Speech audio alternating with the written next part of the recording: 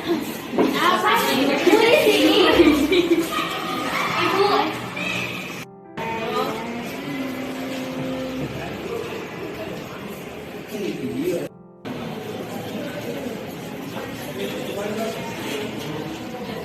Aku jadi ibu boleh?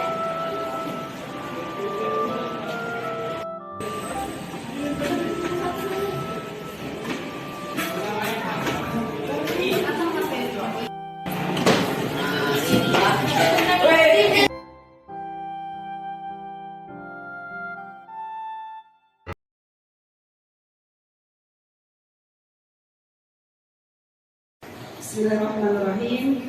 Assalamualaikum warahmatullahi wabarakatuh. Waalaikumsalam. Alhamdulillah wassalatu wassalamu ala Rasulillah.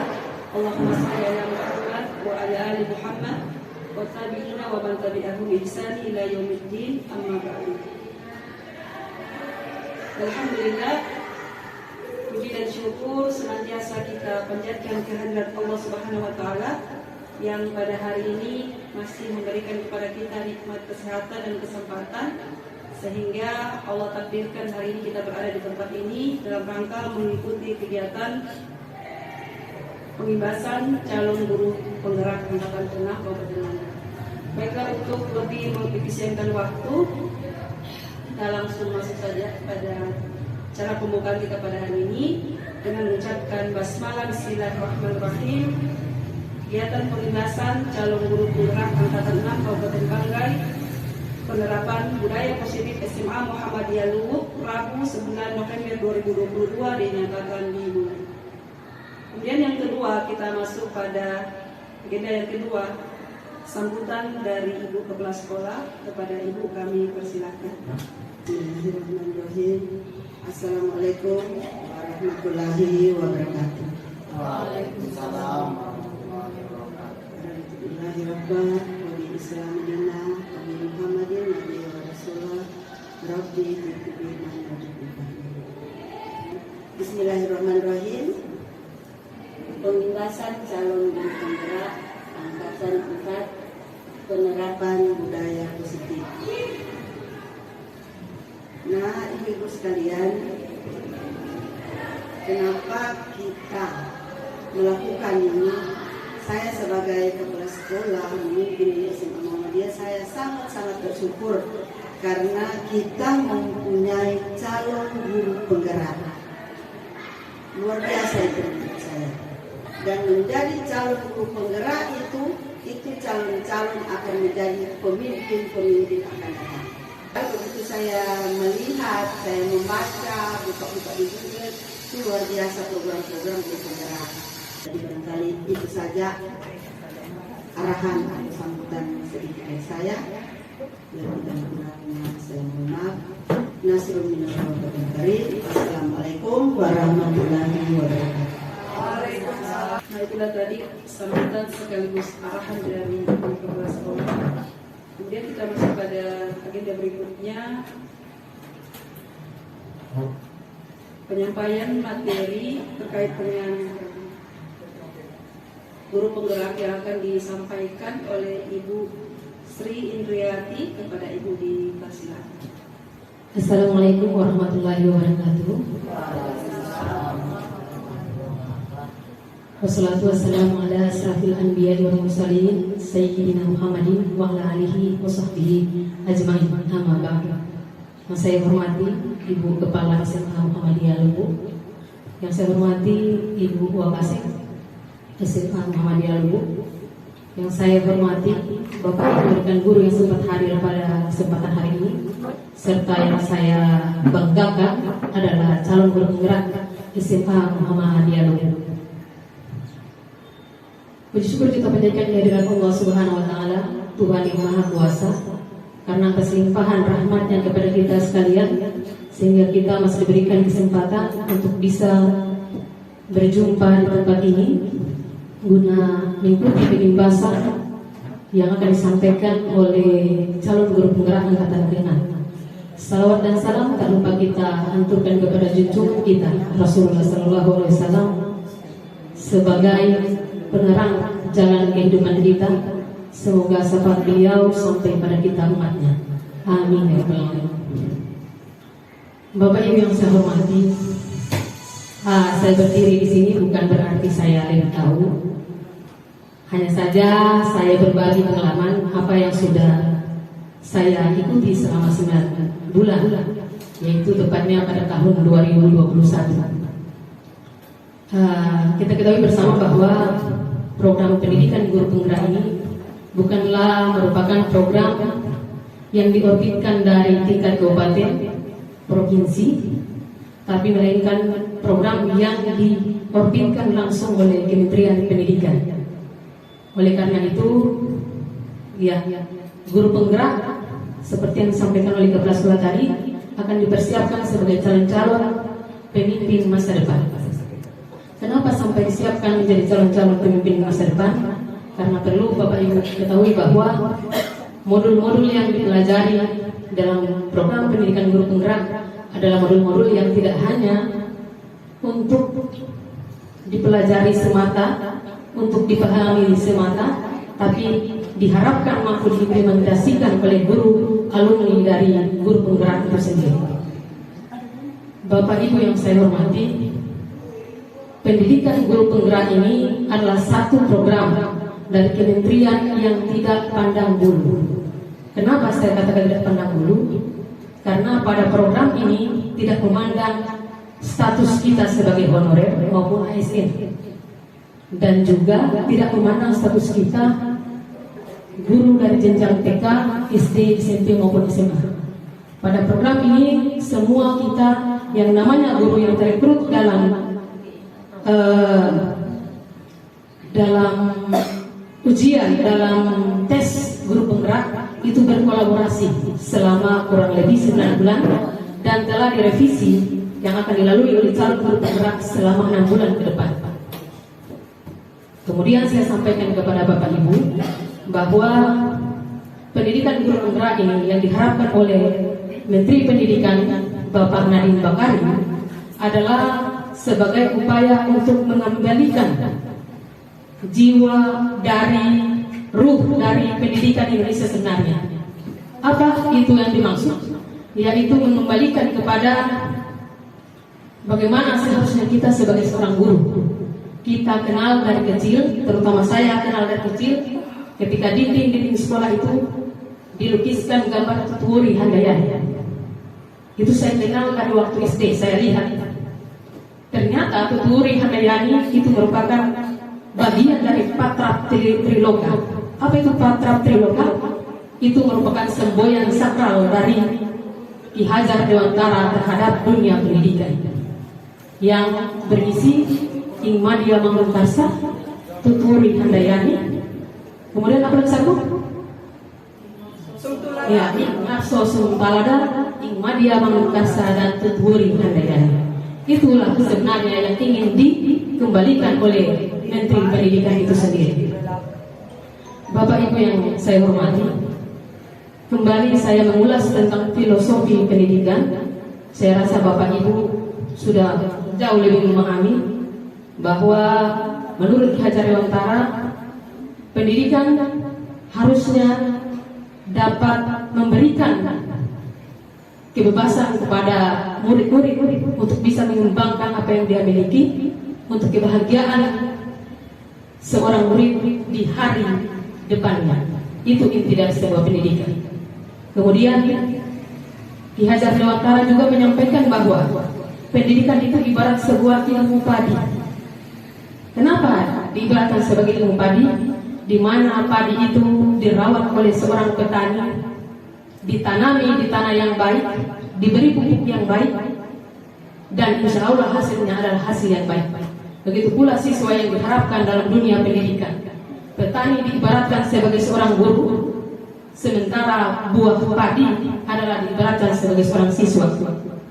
Guru tidak bisa merubah kodrat yang dimiliki siswa, dalam artian bahwa petani tidak bisa merubah padi menjadi jagung, jagung menjadi singkong, singkong menjadi talas. Tidak bisa.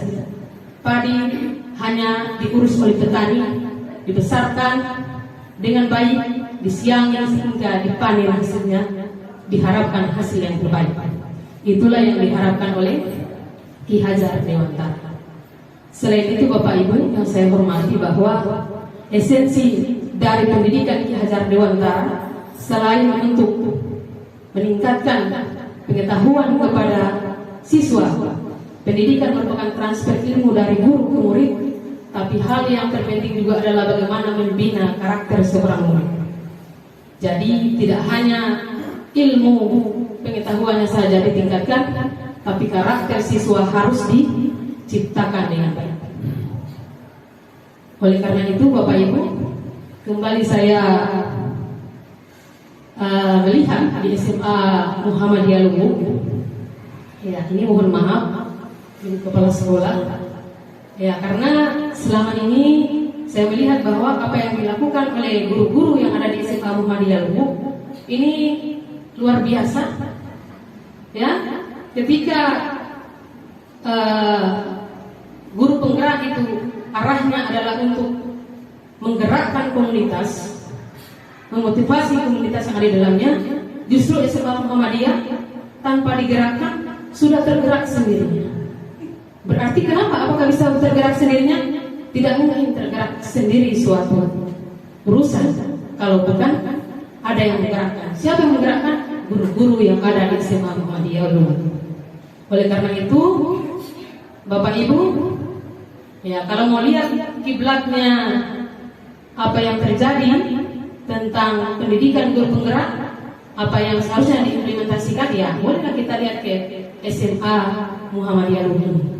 Bagaimana sekolah selalu mendukung program-program siswa, bagaimana guru-gurunya selalu memberikan yang terbaik kepada siswanya, meskipun guru-gurunya itu ya berkorban untuk siswa-siswanya. Itulah yang diharapkan. Jadi jangan hanya sekedar kita menuntut hak kita, tapi kewajiban kita ya diabaikan. Padahal sesungguhnya pendidikan adalah tanggung jawab kita. Bagaimana menjadi bangsa yang maju ke depan kalau bukan dimulai dari guru yang mau menggerakkan, mau tergerak. Jadi seperti itu Bapak Ibu. Dan saya lebih dan kurangnya saya mohon maaf.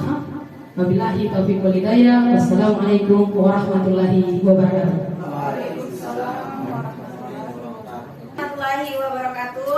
Waalaikumsalam warahmatullahi wabarakatuh. Jadi di sini saya akan melakukan pembahasan calon guru penggerak.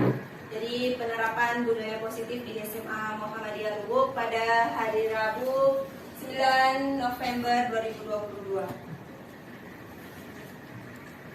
Nah, saya ucapkan selamat datang bagi guru hebat. Mari belajar bersama, berkolaborasi, dan saling mendukung dalam mewujudkan budaya positif yang dapat mengembangkan karakter murid di sekolah. Di sini ada beberapa pertanyaan pemantik. Apakah Bapak dengan Ibu akan setuju atau tidak setuju? Pertanyaan yang pertama yaitu hukuman dapat mendisiplinkan anak. Apakah ada yang mau menjawab atau berpendapat setuju atau tidak? Setuju. Yang pertama, hukuman dapat mendisiplinkan anak. Jadi menurut saya setuju. Karena dengan diberikan hukuman, maka anak tidak akan mengulangi lagi perbuatannya atau meminimalkan perbuatannya dilakukan seperti itu barangkali. Jadi dari Jadi pertanyaan pertama, hukumannya dapat mendisiplinkan anak, yaitu menurut Ibu Rosdin adalah setuju ya. Nah, kemudian untuk pertanyaan yang kedua, memberikan hukuman dengan hal positif seperti membaca atau membersihkan halaman sekolah dapat meningkatkan disiplin anak.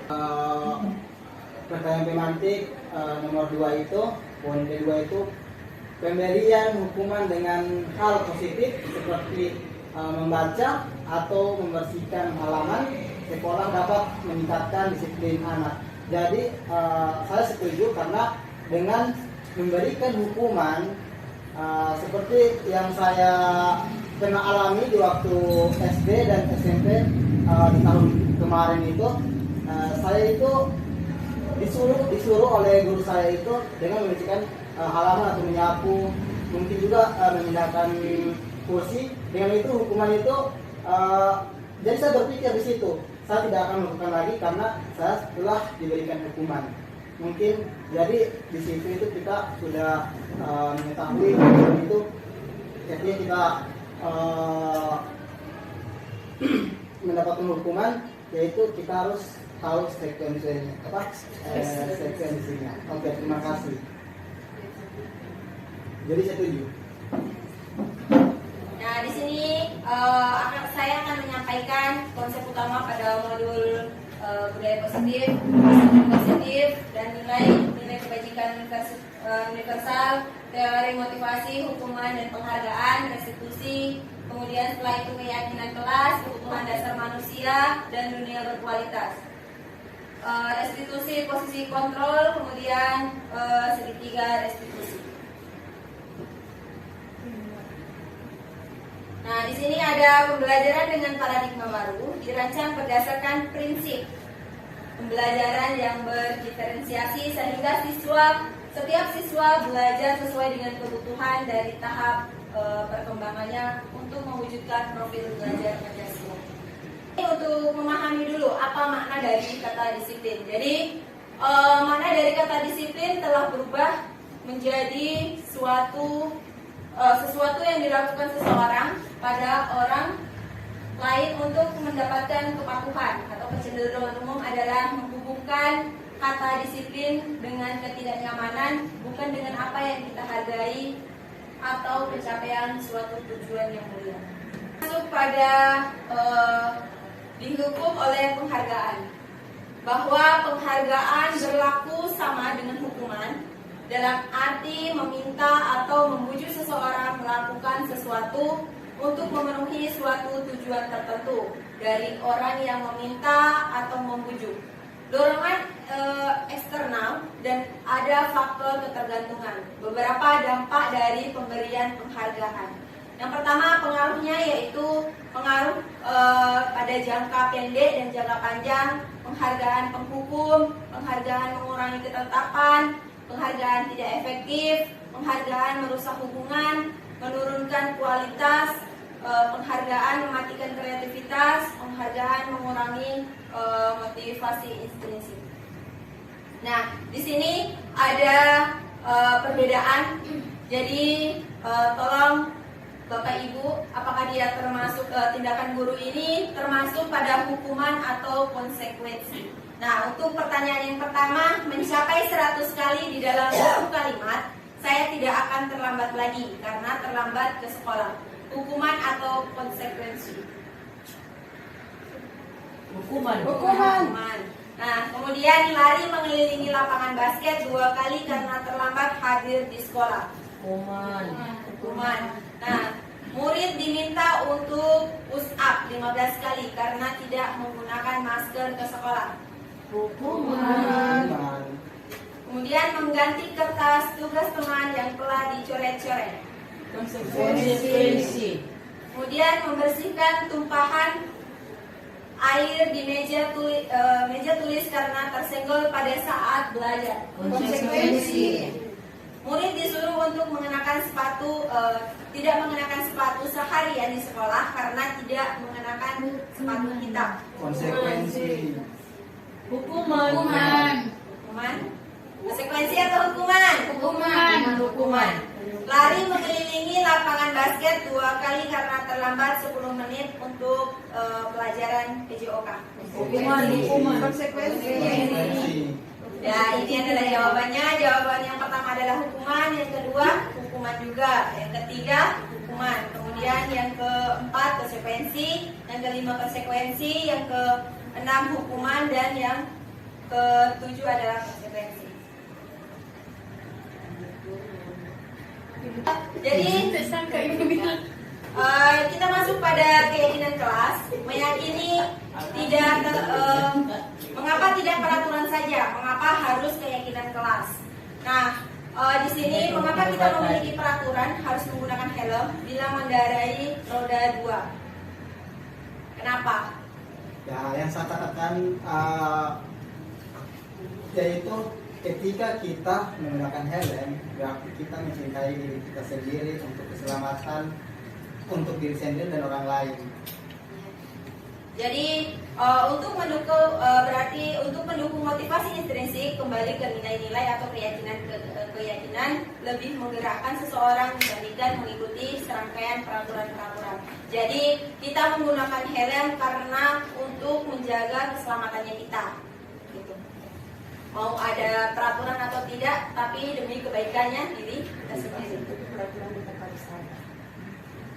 Nah di sini yang mana yang merupakan keyakinan kelas dan mengapa? Nah di sini saya sudah melakukan kesepakatan kelas di kelas 10. Di sini ada siswa yang membuat kesepakatan kalau keluar minta izin terlebih dahulu ke guru. Kemudian setelah itu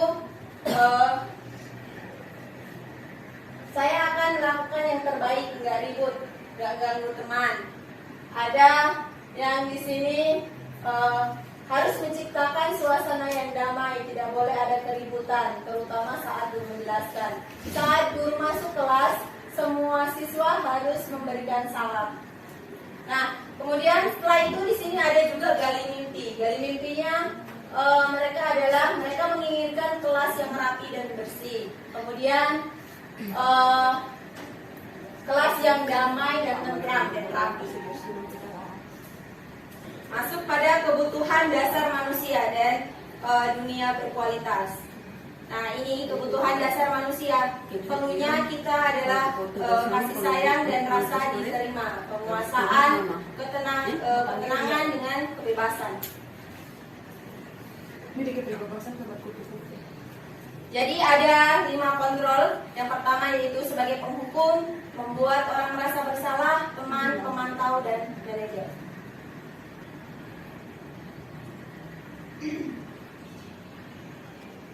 Nah, di sini setelah saya jelaskan mengenai 5 posisi kontrol, ada pertanyaan-pertanyaan. Jadi pertanyaannya, saya kecewa sekali dengan kamu. Dia termasuk pada posisi kontrol apa? Apa? Membuat orang merasa bersalah. Kemudian kamu tidak pernah benar melakukannya. Sebagai apa posisinya? Apa? Manajer. Menghukum. Kemudian ayolah lakukan demi ibu atau bapak. Sebagai teman. Apakah kamu mau mendapat stiker bintang hari ini? Pemantau. Sebagai Pemantau. Bagaimana kamu bisa menyelesaikan masalah ini? Manajer. Manajer. Kamu selalu yang paling terakhir. Pemantau. Ya menurut kita Manajer. pemantau, padahal itu penghukum. Penghukum. Ya. Jadi kamu selalu paling terakhir adalah penghukum. Nah, kita masuk pada segitiga restitusi. Nah, segitiga restitusi ini kita belajar untuk menstabilkan identitas, kemudian validasi kebutuhan, menanyakan keyakinan kelas. Jadi untuk menstabilkan identitas, jadi setiap orang pasti akan melakukan kesalahan. Kamu bukan satu-satunya yang pernah melakukan ini. Validasi kebutuhan, kamu tentu punya alasan mengapa melakukan itu. Kemudian, adakah cara yang lebih efektif untuk mendapatkan apa yang kamu butuhkan? Menanyakan keyakinan. Jadi di sini ada nilai-nilai apa yang telah kita sepakati bersama. Kemudian kamu ingin menjadi orang seperti apa? Itu adalah menanyakan keyakinannya mereka. Tadi materi yang saya sampaikan, kurangnya saya mohon maaf. Assalamualaikum warahmatullahi wabarakatuh. Waalaikumsalam warahmatullahi wabarakatuh.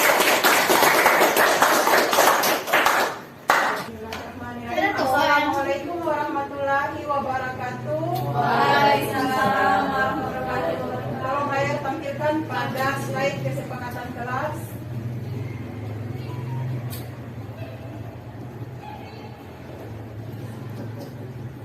Nah, di sini saya saya agak kurang merasa tepat bila kita menggunakan nama kesepakatan kelas. Jadi kalau kita menggunakan nama kesepakatan kelas, seolah-olah kita hanya membuat kesepakatan hanya pada saat kelas kita saja. Dampaknya itu tidak akan bisa membawa dampak ke kelas yang lain misalnya, atau ke satu sekolah itu, atau ke satu daerah, atau satu negara. Jadi bagusnya kalau membuat nama itu, apa yang guru penggerak tetapkan di dalam kelas itu bisa juga membawa anak itu menerapkannya di mana saja. Jadi bagusnya coba kita cari nama yang lebih modern. Macam tadi Gali Mimpi itu bagus sekali. Coba ganti kata kesepakatan kelas dengan apa yang kreatif begitu, macam Gali Mimpi itu bagus sekali. Nah, demikian. Assalamualaikum warahmatullahi wabarakatuh. Waalaikumsalam warahmatullahi wabarakatuh. Tolong berikan aplaus kepada Ibu Ahmad. Baik, untuk kesepakatan kelas namanya itu sekreatif dari Bapak Ibu guru sendiri. Misalkan ini Gali Mimpi boleh. Nah pastinya sesuai dengan kesepakatan yang sudah anak-anak yakini. Nah kesepakatan kelas ini kan anak-anak sendiri yang buat, bukan dari kita, dari guru, tapi anak-anak sendiri yang akan membuat kesepakatan kelas yang mereka inginkan. Nah kemudian mereka menginginkan kayak Gali mimpi apa yang mereka inginkan, kelas seperti apa, itu adalah mimpinya mereka. Mungkin kelas yang tempat duduknya jangan monoton, kemudian bisa berubah-berubah di tempatnya gitu. Terima kasih. Saya ingin menyampaikan hal yang di pemateri sampaikan tadi. Katanya pemateri itu siswa yang membuat kesepakatan. Itu intinya kan siswa yang membuat kesepakatan untuk diri mereka sendiri. Oke, jadi bagaimana jika guru masuk di kelas dan kemudian tidak hanya diberikan kepada siswa, tetapi guru juga tidak ada kesepakatan. Mungkin begitu. Ketika guru salah, siswa itu akan mengikuti. Masa guru itu mempunyai kesalahan atau sudah dibuat kesepakatan, kemudian siswa itu pasti akan merasa masa mereka dirugikan nanti.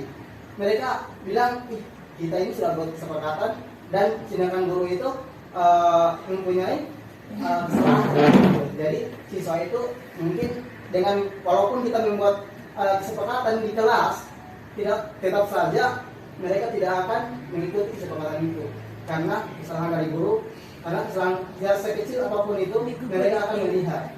Oke, mungkin hanya itu. Terima kasih. Ya, baik. Jadi berikan aplaus dulu. Jadi baik. Jadi di sini untuk kesepakatan kelas ini kan bukan hanya siswa yang buat kesepakatan, guru juga. Jadi kesepakatan bersama antara guru dengan murid. Ketika murid tidak boleh datang terlambat, berarti otomatis guru, maksudnya kita sebagai guru jangan datang terlambat juga, begitu. Jadi tetap kembali pada diri kita masing-masing. Kesepakatan ini dibuat untuk supaya teratur, supaya menciptakan budaya positif kepada anak-anak. Jadi kalau menurut saya, kalau seperti Guru itu, juga ada maksudnya. hanya guru dan siswa, dan ketika membuat kesalahan kan, guru itu manusia, pasti akan mempunyai kesalahan nanti. Tidak akan semulus yang kita bayangkan di lapangan. Siswa pun begitu juga, tidak akan semulus yang kita inginkan. Jadi bagaimana tanggapan ini? Terima kasih. Nah, baik.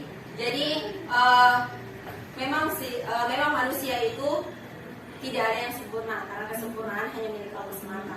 Nah, ketika misalkan kita ternyata bocor ban, guru ketika bocor ban.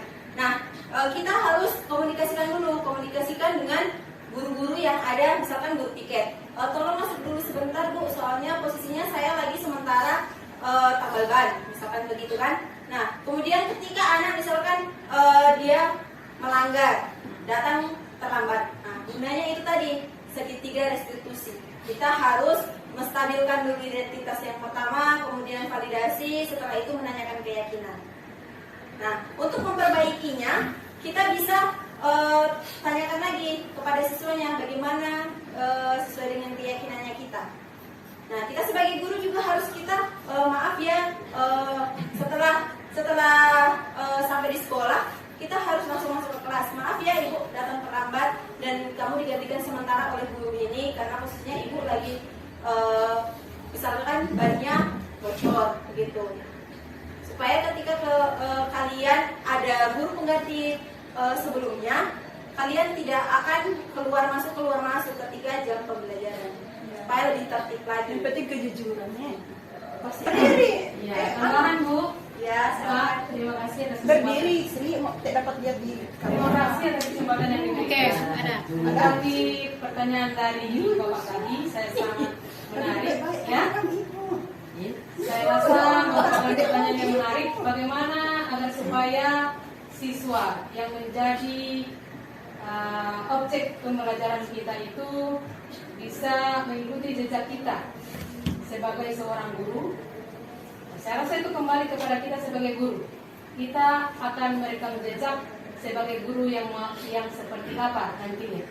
Karena kita ketahui bersama bahwa guru merupakan role model bagi seorang siswa. Apapun yang dilakukan oleh guru akan dicontoh oleh murid yang ada di kelas kita. Karena kita sebagai guru, selain sebagai pengajar, kita juga sebagai pemimpin pembelajaran. Dan dinamakan pemimpin pembelajaran, ada baiknya memang memiliki karakter, sikap-sikap yang terpuji agar supaya siswa yang kita ajarkan bisa meniru apa yang kita lakukan. Karena teknologi bisa menggantikan kita mengajar, tetapi dalam hal mendidik, teknologi sampai kapanpun tidak bisa mampu menggantikan kita sebagai pendidik untuk siswa kita. Cukup sekian, terima kasih. mantap, Ibu Guru Kang Jemaah.